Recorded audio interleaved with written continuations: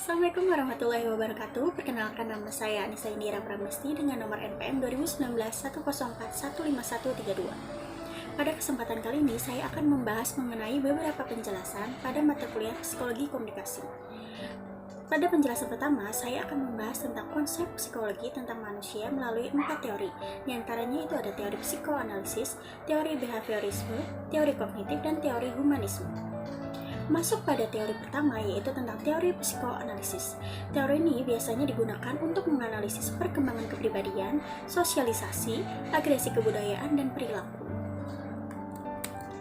Psikoanalisis merupakan psikologi ketidaksadaran dan perhatian-perhatiannya tertuju ke arah bidang-bidang tertentu seperti bidang motivasi, emosi, konflik, simptom-simptom neurotik, mimpi-mimpi, dan sifat karakter. Dalam teori psikoanalisis terdapat 3 subsistem tentang kepribadian manusia. Di antaranya itu ada id, ego, dan superego.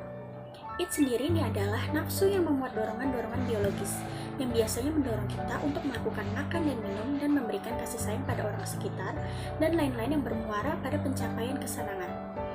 Dalam id terdapat 2 insting, yaitu libido atau eros dan thanatos. Selanjutnya ada ego. Ego adalah kesadaran akan realitas, struktur kepribadian yang membawa kita untuk menjejak pada kenyataan sosial. Ini yang menyebabkan keinginan-keinginan kita dapat terpenuhi. Ego memiliki kontak dengan dunia eksternal dari kenyataan. Ego adalah eksekutif dari kepribadian yang memerintah, mengendalikan, dan mengatur. Sedangkan superego adalah polisi kepribadian atau hati nurani yang berupaya mewujudkan keinginan ideal kita, yaitu norma sosial dan kultur masyarakat. Dalam pandangan psikoanalisis, manusia adalah homo volens, yaitu manusia yang berkeinginan. Selanjutnya masuk pada teori behaviorisme. Teori behaviorisme ini biasanya digunakan untuk menjelaskan persepsi interpersonal, konsep diri, sosialisasi, kontrol sosial, ganjaran, dan hukuman. Menurut behaviorisme, analisis perilaku manusia berdasarkan perilaku yang nampak serta dapat diukur. Prinsip-prinsip teori behaviorisme yaitu objek psikologi adalah tingkah laku. Semua bentuk tingkah laku dikembalikan pada refleks dan mementingkan pembentukan kebiasaan. Salah satu pembahasan behaviorisme adalah pendapat Bandura bahwa perilaku manusia memerlukan peneguhan atau reinforcement, sedangkan kemampuan untuk melakukannya ditentukan oleh peniruan atau imitation dalam suatu proses belajar sosial atau social learner. Behaviorisme memandang manusia sebagai homo mechanicus, yaitu manusia mesin. Selanjutnya masuk pada teori ketiga, yaitu psikologi kognitif. Psikologi kognitif menemukan penjelasan atas konsep sikap bahasa, berpikir, dinamika kelompok, dan propaganda. Teori kognitif ini mempelajari cara manusia menerima, mempersepsi, mempelajari, menalar, mengingat, dan berpikir tentang informasi. Psikologi kognitif memandang manusia sebagai makhluk yang selalu berusaha memahami lingkungannya atau yang dapat disebut dengan manusia yang selalu berpikir atau homo sapiens. Selanjutnya masuk pada teori keempat, yaitu psikologi humanistik. Dalam psikologi humanistik, manusia dipandang sebagai homo ludens atau manusia bermain.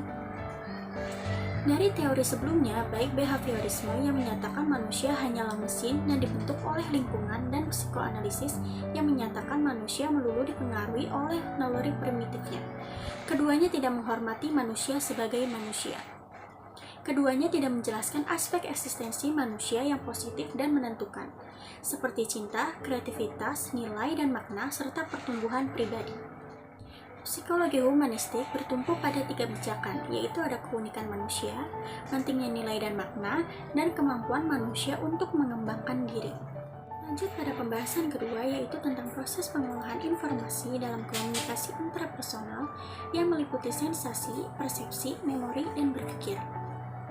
Sensasi itu sendiri merupakan proses menangkap stimuli, dan persepsi adalah proses memberi makna pada sensasi sehingga manusia memperoleh pengetahuan baru atau mengubah sensasi menjadi informasi.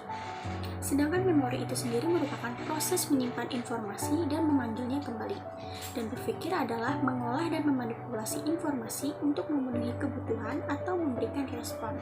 Selanjutnya, contoh dari sensasi yang merupakan bagian dari persepsi adalah ketika seseorang sedang berjalan kaki, kemudian ada sebuah mobil yang mengklakson seseorang tersebut, dan hal tersebut dapat dikatakan sebagai proses sensasi dalam komunikasi intrapersonal yang sedang berlangsung.